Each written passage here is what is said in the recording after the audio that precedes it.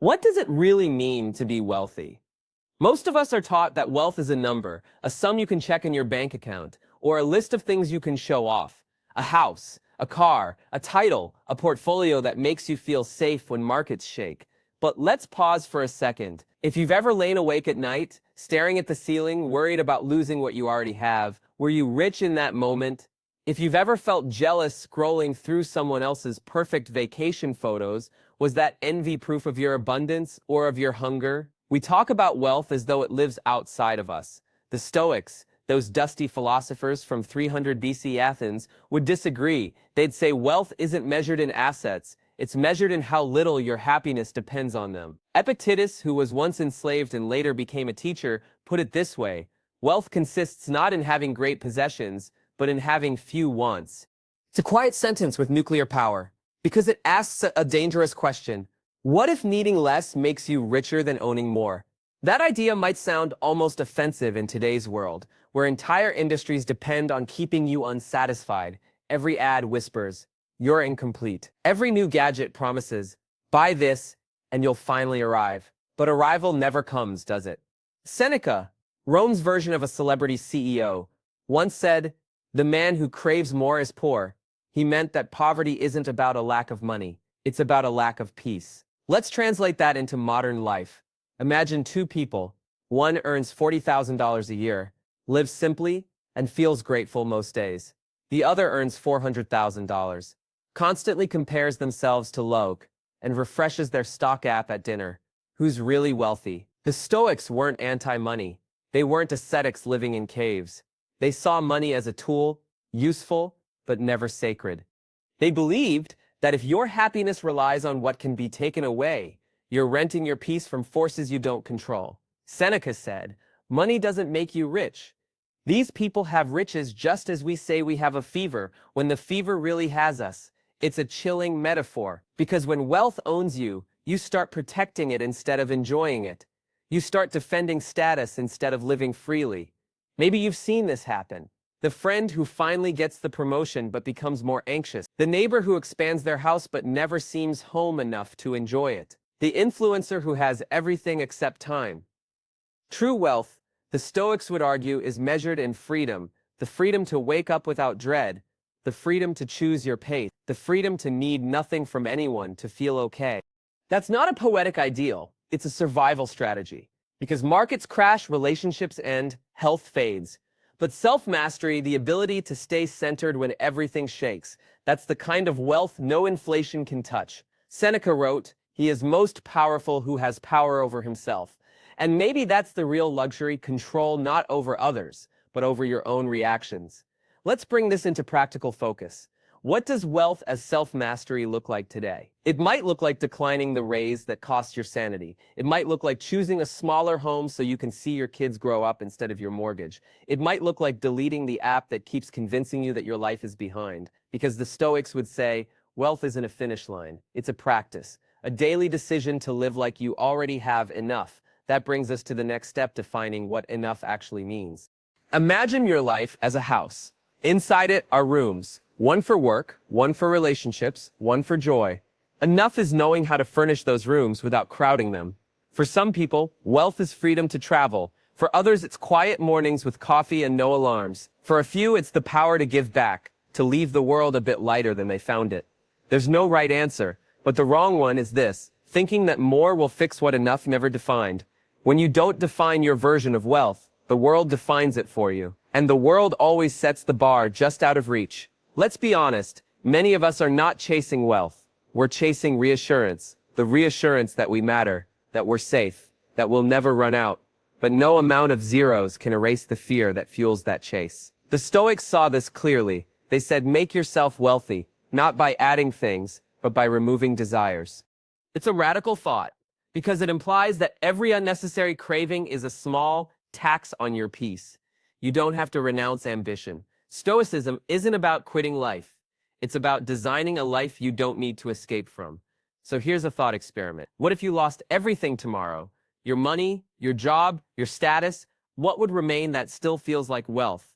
Is it your mind, your character, the people who'd show up for you even when there's nothing to gain? That's the heart of Stoic wealth. It's the kind you carry when everything else burns. But the Stoics didn't stop at defining enough. They practiced it, literally. They had an exercise called practicing poverty. Seneca would spend a few days each month eating plain food, wearing rough clothes, sleeping on the floor, just to remind himself, is this what I feared? He wasn't doing this to suffer. He was inoculating himself against fear, testing the worst-case scenario, and realizing it wasn't fatal. That's wealth in its purest form, being unafraid of losing what doesn't define you. You can try a version of this too. Spend a week living below your means, cook simple meals, skip the luxuries you assume you need. You'll be surprised at how fast gratitude expands when comfort contracts, because every time you discover you can live with less, your freedom increases. Every time you stop buying the illusion of control, you gain the real thing. And that's the paradox the Stoics mastered. The poorer you can afford to feel, the richer your life becomes. That's the first part, redefining wealth not as accumulation, but as autonomy. Next, we'll go deeper into how to know what is truly enough, how to build inner wealth that compounds even when markets crash, and how to live as if you already possess the one asset no one can steal, peace of mind. Let's talk about the invisible number most people never measure. How much is enough? Not enough to survive, not enough to impress, but the kind of enough that lets you breathe. You can chase more your whole life and never catch it. Because more is a moving target. The moment you reach it, it runs a few steps ahead. The Stoics believed that the real milestone of wealth wasn't your net worth. It was the moment your wants stopped outrunning your gratitude. Seneca said, if you don't regard what you have as enough, you'll be miserable no matter how much you possess. You see that every day in modern life. Someone finally buys the house they dreamed about, and a week later, they're comparing it to the bigger one across the street. Someone lands a promotion, then immediately wonders why it isn't a raise. Desire doesn't end when it's fed, it just gets stronger. Enough is not a number, it's a decision. It's deciding that peace of mind is worth more than an upgrade. It's knowing that contentment is not complacency, it's clarity. When you know what is enough, you stop working just to feel safe and start working because it feels meaningful. Let's make this practical. Ask yourself 3 questions. First, what do I actually need to live well? Not ideally, just well. Second, what am I chasing mostly for appearance? Third, what would I still have if all the numbers reset to 0? If your answers feel uncomfortable, good. That discomfort is a compass. It's showing you where your real security isn't money, it's self-trust. There's an old story about Kurt Vonnegut and Joseph Heller, the authors of Slaughterhouse-Five and Catch. At a party hosted by a billionaire, Vonnegut told Heller that their host made more money in one day than Heller did from his entire famous novel. Heller smiled and said, yes, but I have something he will never have enough. That line should be printed on every credit card, because it's a reminder that abundance isn't about more, it's about satisfied. When you stop needing more, you start noticing the small things that already make your life rich. Morning light, quiet walks, real laughter, a sense of purpose that doesn't depend on applause. Knowing enough doesn't kill ambition, it guides it. It helps you aim your energy toward what matters. Growth that feels alive, not accumulation that feels empty. That's what the Stoics were teaching all along. To test it, they practiced something radical, temporary poverty. Seneca would spend a few days each month eating simple food, wearing rough clothes, and asking himself, is this the condition I feared? It sounds extreme, but it's a way to rewire fear. Once you realize you can live with less, you stop being owned by what you own.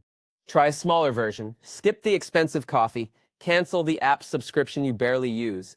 Take public transport for a week. Notice how fast your anxiety shrinks when your dependency does. Every time you voluntarily step into discomfort, you remind yourself of something powerful. You don't need as much as you think, and that's freedom, because fear of loss is what keeps people stuck in jobs they hate, stuck in lifestyles that drain them, stuck in a silent panic that their comfort could disappear. Practicing simplicity isn't punishment. It's training for independence. It's building proof that your happiness isn't fragile, that you could live differently tomorrow and still be you. That's real wealth, the kind that travels with you even when circumstances don't. Seneca said, wealth is the slave of a wise man and the master of a fool. You become wise the moment your possessions stop owning your emotions. To build that wisdom, start shifting focus from outer comfort to inner strength. From visible success to invisible stability, because no one can steal your self-control. No thief can rob your gratitude. No market can crash your sense of purpose. That's what I call inner wealth. It's the kind that doesn't fluctuate with your bank balance, the kind that compounds through habits, reflection, courage, discipline, kindness. The Stoics taught four main virtues: wisdom, justice, courage, and temperance. Together, they're like a portfolio that never depreciates. Wisdom is understanding what truly matters and what doesn't. Justice is treating people fairly, even when no one's watching. Courage is doing the right thing, even when it's unpopular or risky. Temperance is knowing when enough is enough. Those aren't just moral ideas, they're practical assets.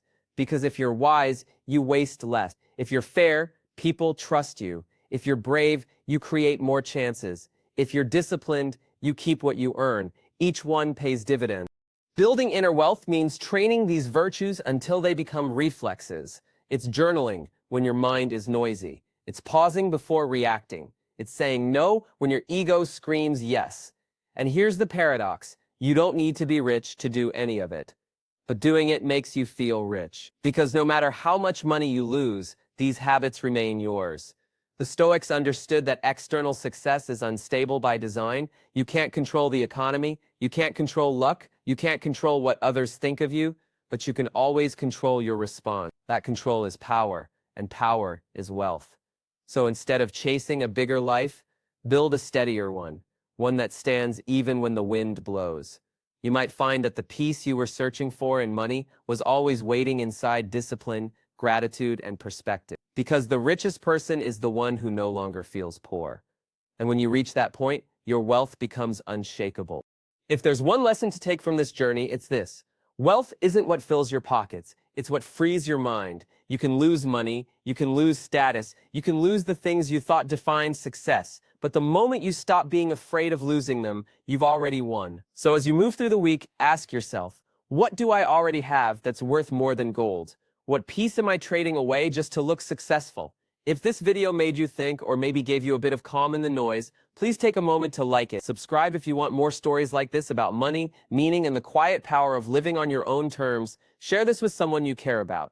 Someone who might need the reminder that they're already richer than they think. And if you want to keep learning, there are more videos waiting for you right here on the Passive Path. Thank you for watching. Take care of yourself. Stay curious, and I'll see you in the next one.